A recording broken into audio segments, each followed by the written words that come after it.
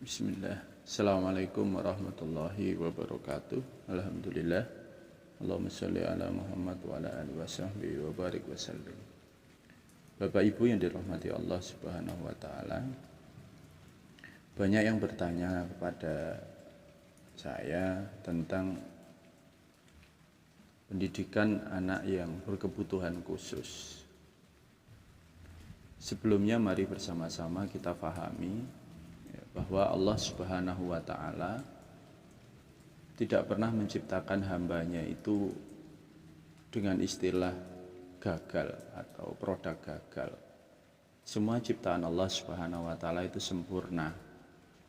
Apalagi itu adalah penciptaan manusia. Dalam Al-Quran Allah sendiri sudah katakan bahwa laqad khalaqnal insana fi ahsani taqwim, bahwa Allah Subhanahu wa ta'ala menciptakan manusia itu dengan penciptaan yang sangat sempurna, penciptaan yang sangat sempurna. Artinya bahwa manusia itu kesempurnaannya bisa kesempurnaan fisik, bisa kesempurnaan non fisik, bahkan bisa saja dia sempurna di dunia, bisa juga dia sempurna di akhirat. Artinya tidak ada manusia itu yang berada pada kegagalan. Berbicara tentang anak-anak yang berkebutuhan khusus, tentu banyak orang tua itu yang merasa sedih, merasa sedih sekali ketika dia memiliki putra atau putri yang memiliki cacat, baik cacat fisik ataupun cacat mental, sehingga banyak pikiran-pikiran negatif yang muncul pada diri orang tua. Apakah ini karena dosa saya, apakah ini karena karma, atau karena kesalahan-kesalahan masa lalu yang kemudian memunculkan ketakutan-ketakutan dan merasa bersalah, dan yang lainnya. Akhirnya itu yang menggelayut dalam diri orang tua. Tentu Allah Subhanahu wa ta'ala menciptakan sesuatu ada tujuannya. Bisa jadi itu karena dosa kita, kemudian Allah Subhanahu wa ta'ala hapus dengan hadirnya ujian dari si kecil itu. Atau mungkin bagi orang yang beriman, yang dia beramal soleh dan bukan karena dosanya, itu adalah sebagai peningkat derajat di sisi Allah Subhanahu wa ta'ala. Karena dalam suatu hadis dikatakan bahwa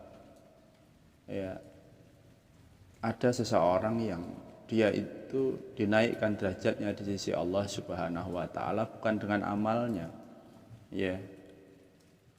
bukan dengan amalnya, bukan dengan sholatnya, bukan dengan puasanya, tetapi dia ditingkatkan amalnya itu dengan bibala'i jismihi, dia ditingkatkan derajatnya di sisi Allah dengan ujian fisiknya, dengan ujian dirinya.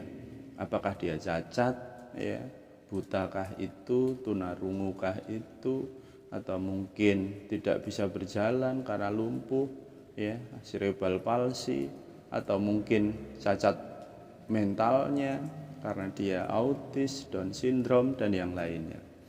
Nah, ternyata Allah ciptakan itu untuk meningkatkan derajat seseorang.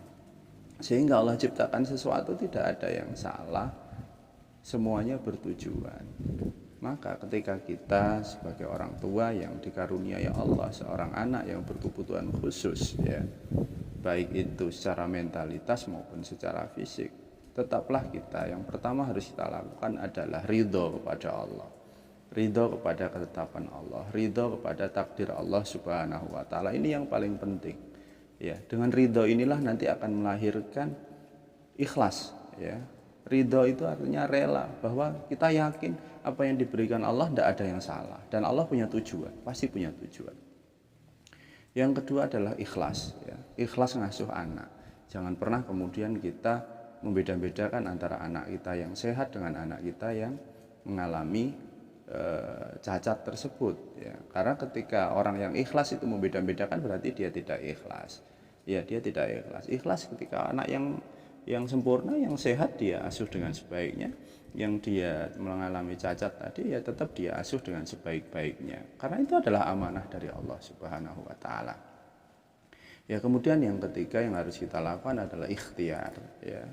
Ikhtiar ini paling penting. Maka ikhtiar bagi orang-orang yang mendapatkan ya karunia Allah memiliki anak-anak seperti ini adalah menuntut ilmu terus-menerus, mempelajari bagaimana mendidik anak-anak yang mengalami kecacatan tersebut. Ya, karena pasti ada satu hal yang Allah SWT berikan kepada anak kita, ya, itu yang melebihi daripada anak-anak yang lain.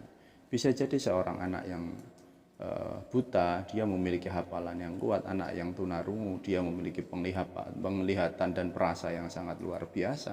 Anak autis memiliki kecerdasan di atas rata-rata, memiliki keterampilan di atas yang lainnya, ya. Anak Down syndrome mungkin memiliki kemampuan yang lain. Banyak sekali kisah-kisah itu, ya, kita bisa baca dalam beberapa literatur, banyak sekali, bahkan di beberapa negara sudah ada sekolahan khusus bagi mereka yang mengajarkan bakat-bakat mereka. Artinya Allah SWT berikan itu. Tetapi yang paling dominan yang harus kita pahami adalah karunia besar di sisi Allah Subhanahu wa taala bagi mereka nanti di akhirat. Ya, karunia yang sangat besar mereka nanti di akhirat. Maka kalau kita pernah mendengarkan kisah, ya, dari beberapa ustadz, ya, bagaimana Allah Subhanahu wa taala nanti di akhirat itu akan berikan kepada terutama anak-anak yang mengalami cacat mental, ya, mengalami cacat mental, mereka akan dimasukkan sebagai ahlu musibah, ya. Karena mereka di dunia ghairu mukallaf, karena mereka ghairu mukallaf, dia seperti anak-anak saja, sehingga ketika mereka nanti meninggal dunia, ya, mereka meninggal dunia, mereka tidak dihisab seperti hisabnya orang-orang normal. Mereka seperti anak-anak saja yang mereka langsung masuk surga. Kalaupun toh ditanya, bukan ditanya tentang amalnya, bukan ditanya tentang perbuatannya, tapi hanya ditanya apakah engkau kenal dengan aku, kata Allah SWT. Ketika dia menjawab aku kenal kepadamu, ya Allah, dia masuk surga. Kalaupun dia mengenal tidak kenal, maka dia bisa saja masuk neraka. Nah, lalu kemudian bagaimana supaya anak ini selalu kenal dengan Allah? Walaupun dia anak-anak yang cacat mental, maka selalu interaksikan mereka dengan kegiatan-kegiatan yang menuju kepada jalan Allah SWT. Walaupun mereka mungkin autis, selalu ingatkan dia sholat, walaupun mungkin nggak benar, ya. Kalau dia anak Down syndrome, latih dia sholat, ya. Ketika azan, kita kenalkan dia azan.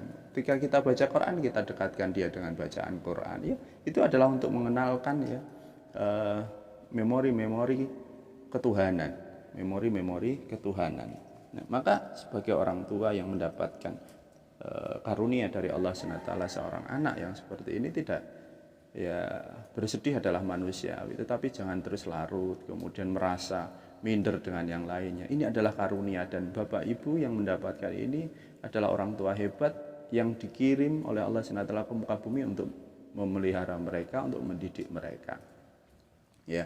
Dan Bapak Ibu setiap harinya, setiap detiknya, setiap jamnya itu penuh dengan pahala. Kenapa? Karena Bapak Ibu yang selalu bersabar mendidik mereka itu selalu berada pada ujian-ujian yang ada, ya. Karena tidak ada seorang mukmin yang terkena duri, ya, itu kecuali akan dihapus dosa-dosanya. Maka Bapak Ibu ketika dalam kesulitannya, ya, mendidik anak-anak yang sangat luar biasa tadi, maka dosa-dosa Bapak Ibu akan berguguran dan Allah akan angkat derajat Bapak Ibu, ya. Maka jangan pernah kita melalaikan mereka. Ada sebuah kisah dari seorang Imam Waraq, ya. Dalam kisah tersebut Imam Waraq memiliki seorang anak yang berkebutuhan khusus. Ketika anaknya umur 10 tahun, dia sudah tidak sabar. Akhirnya sampai terpikir dia berdoa kepada Allah SWT agar anaknya itu dicabut saja nyawanya sehingga dia selesai dari ujian tersebut. Dan benar, ya, keinginannya dikabulkan oleh Allah SWT. Kemudian anaknya meninggal di umur 10 tahun. Karena dia sudah tidak sabar mengurusnya. Karena mengurus anak yang berkebutuhan khusus seperti itu, apalagi anak-anak Down syndrome mungkin, itu umur 10 tahun mungkin seperti ngurus bayi, ya. Nah, maka ketika anaknya sudah meninggal dunia, si Imam Waraq tadi bermimpi.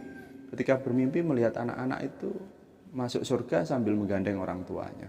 Dan dia melihat anaknya yang akan masuk surga. Kemudian Imam Waraq memanggil anaknya, "Wahai anakku, kenapa engkau tidak menggandeng aku?" Apa jawaban anak tersebut? "Aku tidak bisa menggandeng engkau, ayah, karena engkau menginginkan kematianku. Ya, karena engkau tidak mengakui aku, engkau tidak ridho dengan keadaanku." Nah, ini Bapak Ibu yang dirahmati Allah SWT. Ketika kita mendapatkan karunia seperti ini dan kita mau ridho dengan itu, Masya Allah, mereka adalah anak-anak yang akan dimasukkan ke dalam surga tanpa hisab. Maka bisa jadi mereka lah yang nanti akan mengangkat kedua orang tuanya masuk surga tanpa hisab, menjadi syafaat buat orang tuanya, ya, tanpa hisab. Ya, Masya Allah. Ini Bapak Ibu yang dirahmati Allah SWT. Kesulitan Bapak Ibu akan ditebus nanti di akhirat. Ya, yang pertama Bapak Ibu akan diberikan namanya al-afiyah.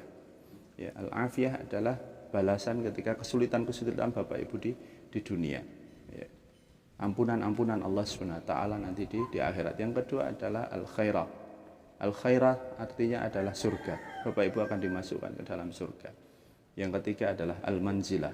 Ya, al-manzilah adalah kedudukan yang sangat tinggi sekali nanti di surga. Berbeda dengan ahlul afiyah, orang-orang yang di dunia yang mereka mendapatkan kenyamanan-kenyamanan. Maka orang-orang ahli musibah akan mendapatkan derajat yang sangat tinggi di surga. Sampai ahlul afiyah yang mereka di dunia selalu mendapatkan kenyamanan-kenyamanan di dunia, mereka iri dan sampai mengatakan, andaikan bisa aku dikembalikan lagi ke muka bumi, kemudian tubuhku dipotong-potong lagi dan aku dibangkitkan lagi, dipotong-potong lagi, dan dibangkitkan lagi sampai seterusnya, dan aku bisa masuk seperti golongan tersebut. Masya Allah. Jadi orang-orang ahli musibah itu begitu luar biasa, Bapak Ibu, ya, Bapak Ibu yang memiliki karunia putra-putri yang seperti itu, tetaplah ridho, tetaplah syukur, dan tetaplah bersabar kepada Allah SWT. Itu adalah pendidikan yang paling utama untuk anak-anak tersebut, ya. Dan teruslah ikhtiar untuk kesembuhan mereka, dan ikhtiarlah agar Bapak Ibu menjadi orang-orang yang terbaik di sisinya. Saya akhiri, wallahu a'lam bishawab. Assalamualaikum warahmatullahi wabarakatuh.